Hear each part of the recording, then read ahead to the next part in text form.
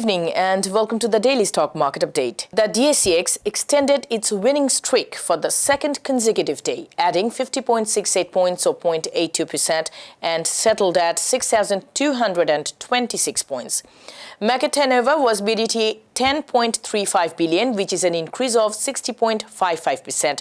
compared to the previous trading day. Beximco Pharmaceuticals, Orion Pharma, the Acme Laboratories and Reckitt Benckiser from the pharmaceutical sector, Paramount Textile, Square Textile, Square Neat Composite, Motin Spinning Mills and Envoy Textiles from the textile sector and IPDC Finance and ICB from the NBFI sector mainly pulled the market up today. In terms of sector-wise return, the cement sector registered the highest gain of 2.78%, while the textile sector posted the second highest gain of 2.57%.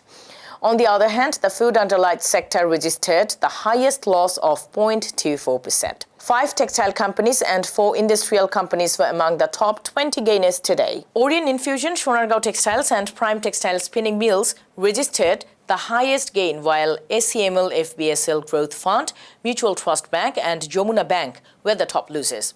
Investors may have shown interest in Sonargaon Textiles as a leading daily published yesterday that its business has been turning around in fiscal year 2022 since it has resumed operations after overcoming the pandemic situation.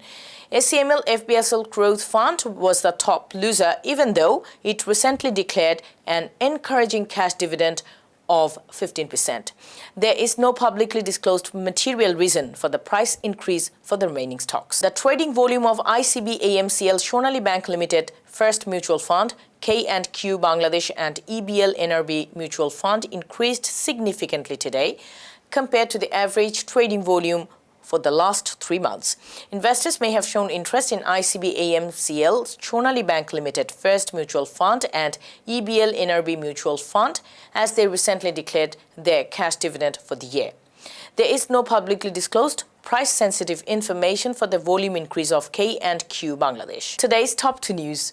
The central bank in its meeting with top bankers on Sunday decided that banks will be permitted a maximum gap of BDT1 between the selling and buying rates of $1 to stabilize the foreign exchange market. It was also decided that the interbank exchange operation, which has been inactive for the last 3 months, will also be resumed by October. The government has formed 7 subcommittees to prepare strategies and an action plan to address the challenges after its graduation from a least developed country to a developing country. Private sector stakeholders and development researchers will be a part of each subcommittee. The government is currently trying to adopt bilateral free trade agreements and preferential trade agreements to cope with the least developed country graduation challenges. That's all for today. We will be back again tomorrow with more updates on Dhaka Stock Exchange. Follow Alert Global on Facebook, LinkedIn, Twitter and subscribe to our YouTube channel. Thank you.